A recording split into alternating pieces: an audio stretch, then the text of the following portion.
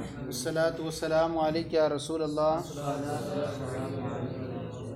अस्सलातु वस्सलामु अलैका या नबी अल्लाह, अस्सलातु वस्सलामु अलैका या हबीब अल्लाह व अला आलिका व अस्हाबिका या नूर अल्लाह सल्लल्लाहु तआला अलैहि वसल्लम। शारे जो हैं फरमाते हैं, कल के बयान में जो है इन्होंने ज़िक्र किया था कि मुसन्निफ़ ने अपने कौल में बेआरिदिन गैर सेगा ज़िक्र किया है। बेआरिदिन गैर सेगा ज़िक्र किया है। गैर को जो है ये आरिज़ की सिफत करार देने में एक गोना इनका तासामो है। आरिज़ क्या है? ये गैर क्या है? आरिज़ की सिफत बनाया, आरिज़ को मौसूफ बनाए और गैर को गैर में सेगा को में गैर सेगा में गैर सेगा को पूरे को गैर सेगा को आरिज़ की सिफत करार देने में इस तौर पर कि बेआरिदिन गैर सिफा, गैर सेगा की इबारत जो है ये मुश्किल, मुजमल और मुतशाबे में, सही है नहीं, मुश्किल, मुजमल और मुतशाबे में आरिज़ गैर सेगा की वजह से खिफा नहीं होता है। आरिज़ गैर सेगा की वजह से खिफा नहीं होता है बल्कि सेगा की वजह से खिफा होता है। मुश्किल यानी इन्होंने कहा कि एक आरिज़ की वजह से जो गैर से अस्सलाम वालेकुम अस्सलाम व रहमतुल्लाह जी फरमाएं।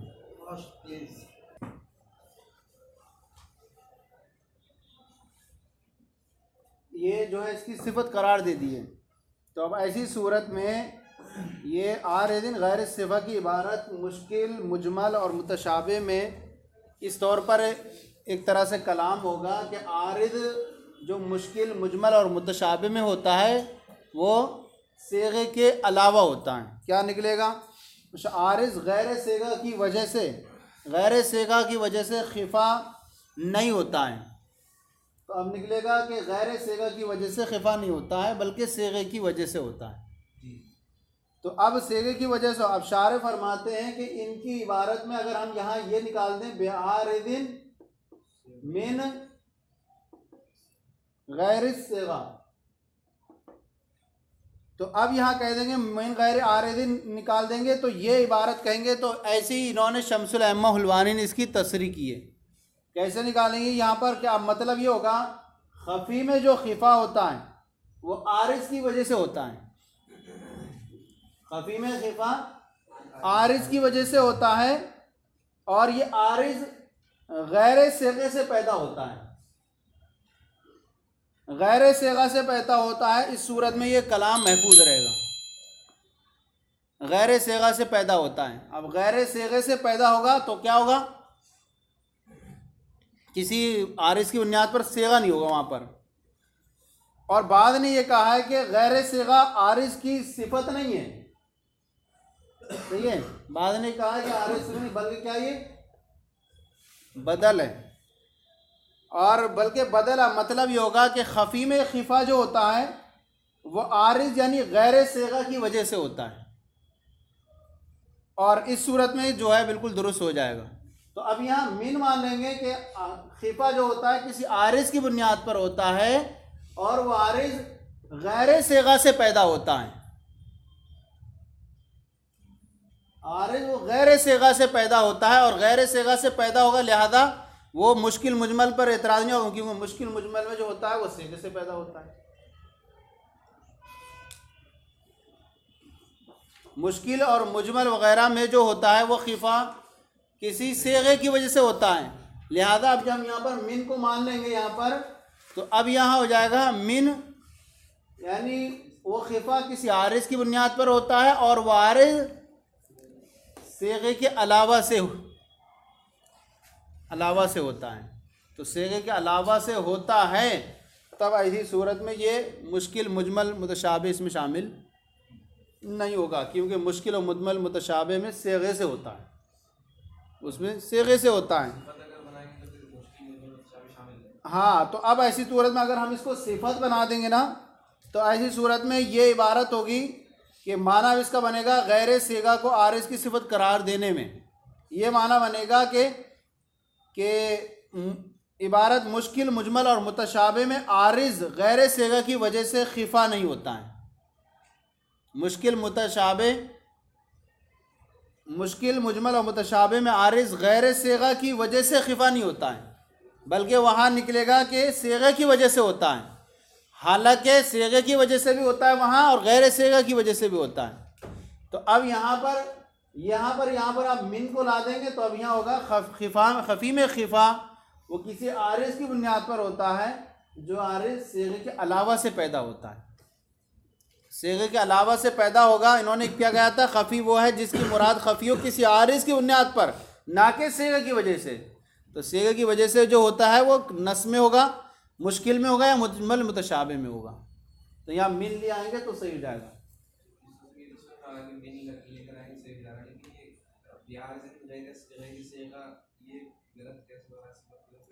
गैर सेगा को जब यहाँ पर हम सिफत बना देंगे तो अब इसका तर्जुमा थोड़ा सा अलग हो जाएगा। तर्जुमा यूँ हो जाएगा कि मुजमल, ये इबारत मुश्किल मुजमल और मुतशाबे में जो होता है आरिज गैर सेगा की वजह से खिफा नहीं होता। ये आगे वहाँ पर आगे आ रहा है ना ये चीज़ कि मुश्किल मुजमल और मुतशाबे इसके आगे है। तो अब वहाँ पर ये निकलेगा कि आरिज गैर सेगा की वजह से खिफा नहीं होता बल्कि सेगा की वजह से होता है। अब जब इसकी सिफत बन जाएगी कि यहाँ पर आरिज गैर सेगा की वजह से नहीं होता, यहाँ पर गैर सेगा की वजह से नहीं होता, गैर ये सेगा बिल्कुल सिफत बन जाएगी और ये आरिज गैर सेगा की वजह से नहीं होता है। गैर सेगा की वजह से नहीं होता है। तो अब ऐसी सूरत में मुश्किल मुजमल और मुतशाबे भी जो है इसमें दाखिल हो जाएगा। मुश्किल गैर सेगा की वजह से नहीं होता है। हाँ, तो अब यहाँ पर देखें, गैर सेगा की वजह से खिफा नहीं होता बल्कि सेगा की वजह से खिफा होता है, ये माना निकलेगा। हालांकि मुश्किल और मुजमल और मुतशाबे में ये चीज़ जो है वो सेगा से भी होती है और गैर सेगा से भी होती है। बेआरिदिन गैर सिफा की इबारत जो है इस तौर पर कि मुश्किल मुजमल और मुतशाबे में आरिज गैर सेगा की वजह से खिफा नहीं होता है, ये निकलेगा, और बल्कि सेगा की वजह से होता है। तो अब वहाँ पर निकलेगा कि मुश्किल मुजमल मुतशाबे में सेगा की वजह से होता है, हालांकि वहाँ सेगा की वजह से भी होता है, गैर सेगा की वजह से भी होता है। और अब यहाँ फरमाते हैं कि बेआरिदिन गैर सेगा फरमा दें तो यहाँ पर अब ये हो जाएगा कि खफ़ी में जो खिफा होता है वो किसी आरिज की बुनियाद पर होता है और ये आरिज गैर सेगे से पैदा होता है। अब इस सूरत में जो है गैर सेगा से पैदा होता है, लिहाजा सेगे से पैदा नहीं होगा बल्कि किसी उमूमी चीज़ की वजह से या किसी अर्ज़ आरिज की बुनियाद पर खिफा हो जाएगा, वो आरिज ख़त्म हो जाए तो इसका खिफा ज़ाइल हो जाएगा। सेगे से नहीं होगा, सेगे से मुराद तलब नहीं किया इसकी। हालांकि मुश्किल में जो है वो सेगे से होती है, मुतशाबे में भी जो है इधर चले जाएंगे इधर वो सेगे से होगी। कि सेगा लाया जाता है कि मुश्किल वो कलाम है जिसकी मुराद अपने हम शक्लों में दाखिल हो गया। तो यहाँ पर आसान यही है कि मिन को निकाल लें यहाँ पर, और जो उनकी इबारत है वही उनकी इबारत के एतबार से सही हो जाएगा कि अगर बेआरिदिन गैर सेफा निकालेंगे तो ऐसी सूरत में ये मुश्किल मुतशाबे में भी जो है इतराज़ को लाजिम आएगा कि अब इबारत बन जाएगी कि मुश्किल मुतशाबे में जो आरिज होता है वो गैर सेगे की वजह से खिफा नहीं होता बल्कि सेगे की वजह से होता है। चलें आगे, यहाँ पर आगे था फ़हीना इज़िन यज़हरुल मुराद, कहाँ था, जैसे कि आयत सरका, ये भी इन्होंने बयान किया था कि खफ़ी मुश्किल मुजमल मुतशाबे, खफ़ी मुश्किल मुजमल मुतशाबे। अब खफ़ी की आयत बयान की कि पहली कोई आयत करीमा है वस्सारिक़ु वस्सारिक़तु फ़क़्तउ अयदियहुमा, ये ज़ाहिर है इस बारे में कि चोर और चोरनी के हाथ काटे जाएं जब वो चोरी कर लें, लेकिन वो चोरी ऐसे माल की हो जो माल जो हो 10 दिरहम की मिक़दार को पहुँचा हो। अब ये आयत करीमा इनके बारे में तो ज़ाहिर है कि इनके चोर और चोरनी के हाथ काटे जाएंगे, लेकिन हम क्या इसका माना जो देखते हैं दूसरे ऐसे भी पाए जाते हैं, क्या उनके अंदर ये माना पाया जाता है या नहीं। तो हमने देखा कि तर्रार और नब्बाश के अंदर ये माना पाए जाते हैं चोर के या नहीं।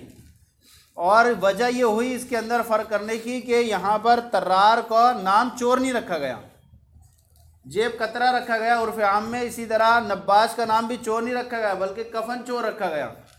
तो हर एक का नाम जो है अलहदा अलहदा पड़ गया, और नाम अलहदा रखने से वजह माना में भी फ़र्क पड़ता है। तो अब देखेंगे कि ये ज़ाहिर में जो चोर और चोरनी के हाथ काटे जा रहे हैं, क्या ये माना की ज़्यादती इनके अंदर पाई जा रही है या कमी पाई जा रही है। तो अब यहाँ देखेंगे कि अगर माना की ज़्यादती पाई जा रही होगी तो जो माना ज़ाहिर पर हुक्म लग रहा था वही हुक्म इस पर लगेगा, और अगर माना की कमी पाई गई तो हुक्म इन पर वो नहीं लगेगा।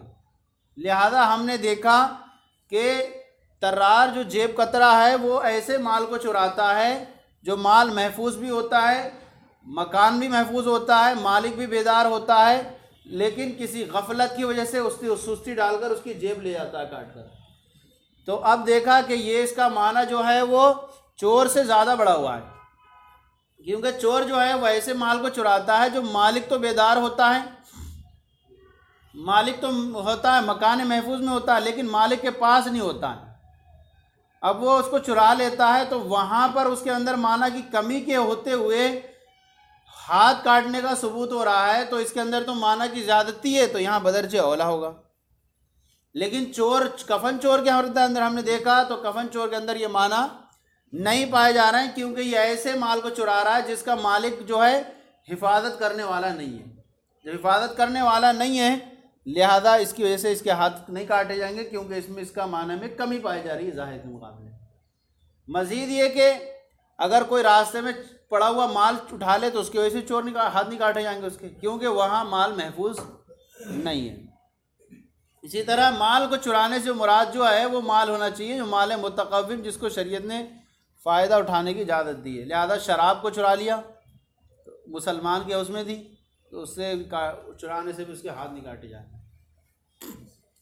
जैसे आयत सरका फ़ी हक़ तर्रारी व नब्बाश, ये जेब कतरे और कफन चोर के हक़ में, फ़इन्ना क़ौलहु ताला सारिक़ व सारिक़तु, कि चोर और चोरनी फ़क़्ताउ ऐदियहुम, इन दोनों के हाथ काटे जाएँ। ज़ाहिरुन फ़ी हक़्क़ि वुजूबि क़त्ल यद, तो अब ये ज़ाहिर है हाथ के काटने के साबित होने के हक़ में, लिकुल्लि सारिक़िन, हर चोर के, ख़फ़ियुन फ़ी हक़्क़ि तर्रार व नब्बाश, और ख़फ़ी है किसके हक़ में, तर्रार और नब्बाश के हक़ में, अन्नहुमा इख्तुस्सा बिस्मिन आखरा, कि इन दोनों को ख़ास किया गया है एक ऐसे दूसरे नाम के ज़रिए से, गैर सारिक़, जो चोर के अलावा हैं, फ़ी उर्फ़ी अहल लिसान, अहले लिसान की उर्फ़ में जो है इनका नाम अलग ही पड़ गया है। फ़तअम्मलना, जब हमने गौर किया, फ़वजदना, तो हमने ये पाया कि अन्ना इख्तिसास तर्रार, कि तर्रार का ख़ास होना बिस्मिन आखरा, एक दूसरे नाम के साथ, लिअजली ज़ियादती मानस सरका, सरका के माना की ज़्यादती की वजह से है। इधि सरक़तु हुआ अख़्ज़ु मालिन मुहतरमिन मुहरिज़िन ख़फ़ियतिन, इसलिए कि सरका कहते हैं ऐसे माल को लेना जो मोहतरम हो और हिफाजत भी की गई हो जिसकी, और पोशीदा रखा गया हो, उसको छुपाया गया हो।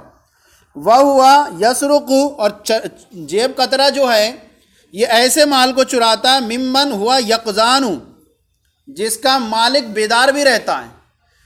चोर जो चुराता है वो मालिक बेदार हो या ना हो, लेकिन जेब कतरा जो चुराता है उसका मालिक क्या होता है, बेदार होता है। कासिदुन लिहिफ्ज़िल माल, और अपने माल की हिफाजत का क़स्द भी करता है। बेज़रबि गफलतिन, एक तरह की गफलत के ज़रिए चुरा लेता है। व फ़तरतिन तातरी, और एक तरह से सुस्ती की वजह से जो उसको तारी कर देता है, सुस्ती की वजह से जो उसको तारी हो जाती है।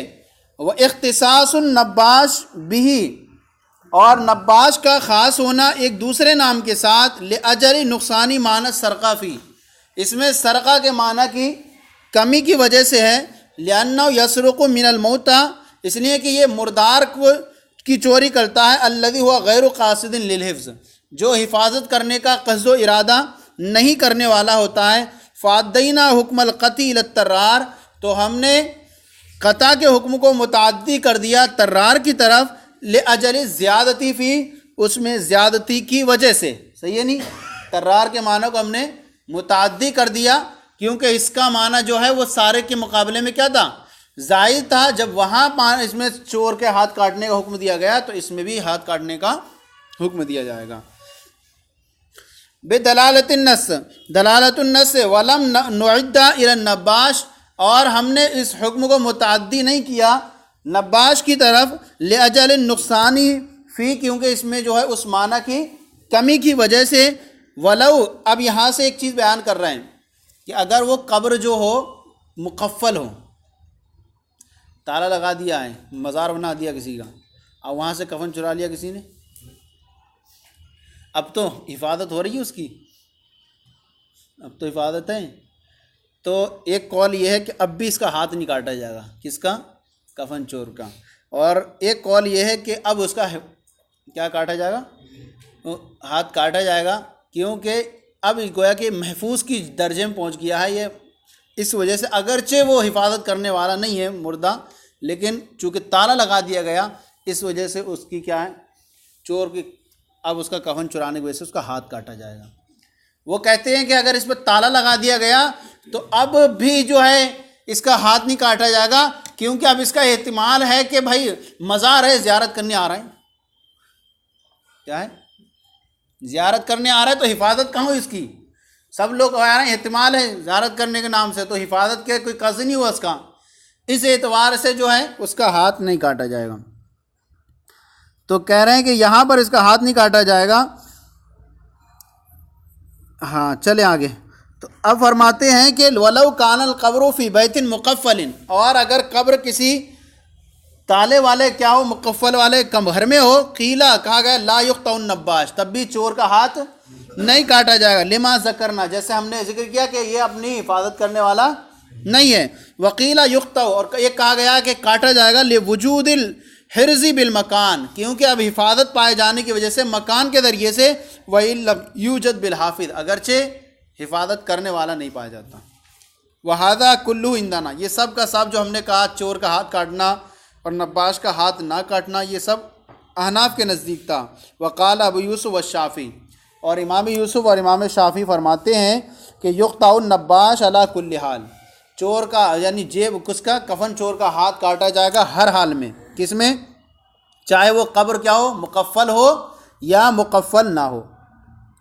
क्या, इस हदीस पाक की वजह से। हदीस पाक क्या है कि हदीस पाक है, नबी करीम सल्लल्लाहु अलैहि वसल्लम ने फरमाया, मन नबशा क़तानाहु, जिसने हमारे कफन चोरों का कफन चुराया तो हम उसके हाथ काटेंगे।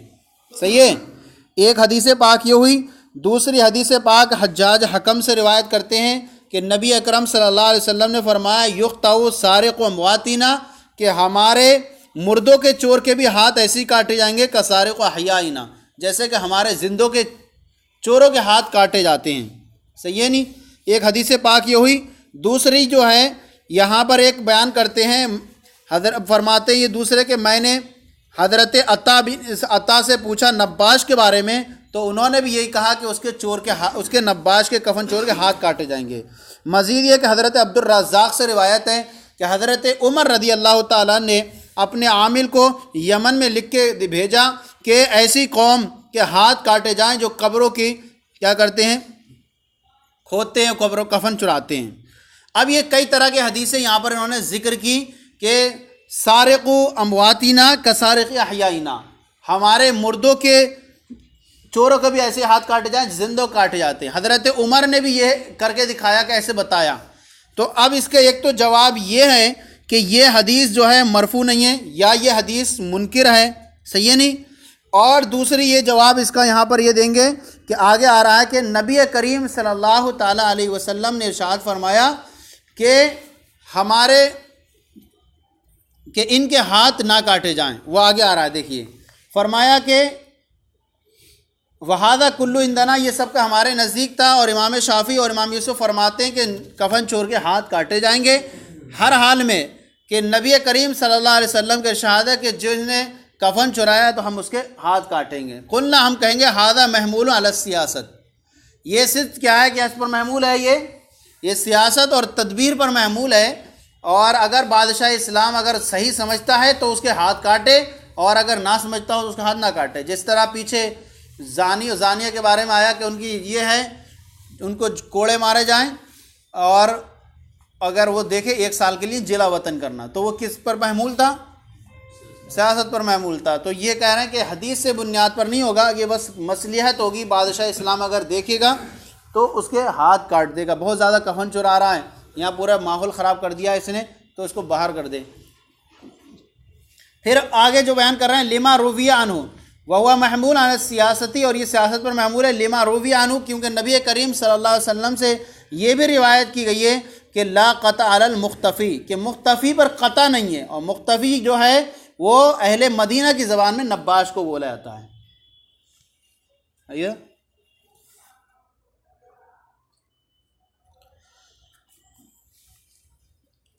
कितना टाइम है? अम्मल मुश्किल, ये तो हो गया खफ़ी का बयान। खफ़ी के अंदर दिखाया कि ज़ाहिर एक चीज़ थी और उसका हुक्म देखा कि इसके अंदर पोशीदा था, तो जिसके अंदर माना की ज़्यादती पाई जा रही थी उसके अंदर हमने हुक्म लगा दिया, और माना की कमी पाई जा रही थी तो उसमें अंदर हुक्म नहीं लगाया। वाम्मल मुश्किल फ़हुव दाखिल फ़ी अश्काली, रहा मुश्किल वो है जो मुश्किल वो कलाम है जो अपने हम शक्लों में दाखिल हो जाए। थोड़ा इसमें तलब होती थी सिर्फ, इसमें तलब के बाद तामुल भी होगा। कोई इंसान है यहाँ से निकला और निकलने के बाद जो है दाढ़ी नहीं रखता था, यहाँ दूसरे मुल्क में गया, दाढ़ी भी रखी, पैंट शर्ट उतारा, कपड़े पहन के रहने लगा, तो पहले तो जा कर के उसे ढूंढना पड़ेगा है कि नहीं है, फिर ढूंढने के बाद फिर गौर फिक्र करना पड़ेगा। तो तलब के बाद इसमें तामुल की ज़रूरत पड़ेगी। मुश्किल जो है ऐसा कलाम है जो अपने हम शक्लों में दाखिल हो, यानी ऐसा कलाम जो अपने हम मिसलों में क्या हो जाए, मुश्तबे हो जाए, मुशाबहत रखता अपने हम मिसलों में। अल कलाम मुश्तबहतु, यानी ऐसा कलाम जो अपने हम मिसलों से मुश्तबे मुशाबहत रखे। फ़हुवा का रजुलिन गरीब, तो वह ऐसा है जैसे कि एक अजनबी मुसाफिर इख्तलता बिसारिन नास, जो लोगों में तमाम लोगों में क्या हो गया, मिल गया। बेतगीर लिबासी व हयती, अपने लिबास को भी तब्दील करके और अपनी हयत को भी तब्दील करके। तो अब ऐसे कह रहे हैं फ़फ़ी ज़ियादतु खिफ़ाइन अलल खफ़ी, तो अब ऐसी सूरत में इसमें क्या है, खफ़ी पर भी एक ज़्यादा खिफ़ा हो जाएगा। खफ़ी में सिर्फ तलब होती थी, इसमें तलब फिर तामुल होगा। तो इसमें जो है खफ़ी पर भी एक तरह से खिफ़ा की ज़्यादती है। फ़युक़ाबिलुन नस्ल लज़ी फ़ीही ज़ुहूर ज़ियादतु ज़ुहूरिन अला ज़ाहिर, तो ये जो है उस नस का मुकाबिल हो जाएगा जिसमें क्या होती है, ज़ाहिर पर एक ज़ुहूर की ज़्यादती होती है। तो ये मुकाबिल होगा कौन सा, मुश्किल, ये नस का मुकाबिल होगा, क्योंकि इसमें जो होती है ज़्यादती होती है ज़ुहूर की, किस पर, ज़ाहिर पर। ज़ाहिर पर जो ज़ुहूर कौन सा है, खफ़ी का है, वो नस का है, तो नस के मुकाबिल में बन जाएगा कौन सा, मुश्किल। फ़लिहाज़ा यहताजु इला नज़रैन, लिहाजा इसमें ज़रूरत पड़ेगी 2 नज़रों की। मसलन अत्तलब सुम्मत तामुल, पहले तलब और फिर तामुल अला मा क़ाल, जैसा कि कहा है। वह हुक्म अल-एतिक़ादुल हक़्क़ियती, और इसका हुक्म यह है कि इसके हक़ होने का एतिक़ाद रखना। फ़ीमा हुवल मुरादु, जो कि शारे की जो है इससे मुराद है। सुम्मल इक़बाल अला तलब, फिर तलब पर क्या है, मुतवज्जे होना। व तामुल फ़ी, और इसमें गौर व फिक्र करना। इला अन यतबय्यन अल मुरादु मिन्हु, यहाँ तक कि इसकी मुराद जो इससे है वो क्या हो जाए, ज़ाहिर हो जाए। ऐ हुक्मुल मुश्किली अव्वलन, यानी मुश्किल का हुक्म अव्वलन ये है, वह एतिक़ादुल हक़्क़ियती, यानी हक़ होने का एतिक़ाद रखना। फ़ीमा काना मुरादुल्लाहि ताला, उसमें जो अल्लाह ताला की मुराद है। बेमुजर्रद इस्तिमाइल कलाम, महज़ कलाम को सुनने से ही, महज़ कलाम को सुनते ही इसके जो है हक़ होने का एतिक़ाद रखना। सुम्मल इक़बाल तलब, फिर जो है तलब पर तवज्जो करना। ऐ अन्नहु लिअय्यि मानिन युस्तअमलु हाज़ल लफ़्ज़, यानी इस तलब करने के लिए मुतवज्जे होना कि ये कौन से मानी के लिए इस लफ्ज़ को इस्तेमाल किया जा रहा है, कौन से मानी के लिए, कौन से माना के लिए इस लफ्ज़ का इस्तेमाल हो रहा है। सुम्मत तामुल, यानी पहले तो गौर व फिक्र करेंगे किन किन मानी के लिए आता है, तलब करेंगे अच्छा ये माना है, फिर उसके बाद गौर व फिक्र करेंगे बेअन्नहु अय्यु माना युरादु हाहुना मिम बैनल मानी। फिर गौर व फिक्र करेंगे कि कौन सा माना यहाँ पर मुराद लिया जाए मानी में से कौन सा माना मुराद लिया जाए, फ़यतबय्यनुल मुराद, तो मुराद क्या हो जाए, ज़ाहिर हो जाए। आगे बयान करेंगे कि फ़ातू हर सब अन्ना शी, तुम अपनी खेतियों में आओ जहाँ से तुम चाहो आओ, या जिस तरह से चाहो आओ। यहाँ पर अन्ना आया, ये लफ्ज़ अन्ना। अब अन्ना जो है सबसे पहले इसमें तलब करेंगे कि अन्ना कितने माने के लिए आता है। तो हमने पहले तलब की अन्ना के भाई दो माने आते हैं। एक अन्ना जो है मिन ऐना के माना में होता है, और एक अन्ना जो है कैफा के माना में होता है। जैसे कि कुरान पाक में हज़रत मरियम के ज़िक्र में किस्से में आया, हज़रत ज़करिया अलैहिस्सलाम ने जब पूछा अन्ना लकी हाजा, तुम्हारे पास ये कहाँ से आता है, यहाँ रिस्क तुम्हें कहाँ से मिलता है। तो यहाँ पता चला कि अन्ना मिन ऐना के माना में भी है, और एक जो है अन्ना कैफा के माना में होता है। जैसे फातू हर सगु, यहाँ क्या है अन्ना कैफा के माना में, और दूसरी ये कि कैफा के माना में हो तो उसके बाद आमतौर पर फेल आता है, कैफा शी तुम। तो यहाँ पर कैफा, अब ये दो माना हो गए। तो अब यहाँ पर देखा कि यहाँ पर ये तो माना पहले गौर कर लिए, फिर उसके बाद देखा कि क्या इस माना को कौन सा ये सेट करना है। तो पता चला अगर हम यहाँ माना ये करें कि जहाँ से तुम चाहो आओ, तब ऐसी सूरत में लाजिम ये आएगा कि औरतों के साथ लिवातत को हलाल करार देना। हालांकि इसको क्या है, हराम किया गया है, क्योंकि असल जो है मौज़े फ़र्श में नहीं आना है, मौज़े फ़र्श में नहीं आना है, मौज़े हर्स में आना है। तो अब जो है विलादत के मकाम में आना है, और इसमें जो है इस एतबार से हमने जब माना में गौर किया तो पता चला कि यहाँ पर जो है अन्ना जो है वो कैफा के माना में है कि जिस तरह से चाहो तुम आओ। कैफियत तुम्हारी चाहे लेट कर हो, चाहे चित लेट कर हो, चाहे बैठ कर हो, चाहे खड़े होकर, लेकिन होनी चाहिए कौन सी, वो मौज़े क़ुबूल होनी चाहिए, मौज़े दुबुर नहीं होने चाहिए। तो अब ये माना पता चला कि यहाँ अन्ना जो है कैफा के माना में, क्योंकि अगर मिन ऐना के माना में कर देंगे तो ऐसी सूरत में इसका माना में क्या आएगी, खराबी लाजिम आएगी। चलें वो कल इंशाअल्लाह जिक्र करेंगे। सल्लल्लाहु अलैहि हबीब सल्लल्लाहु अलैहि वसल्लम।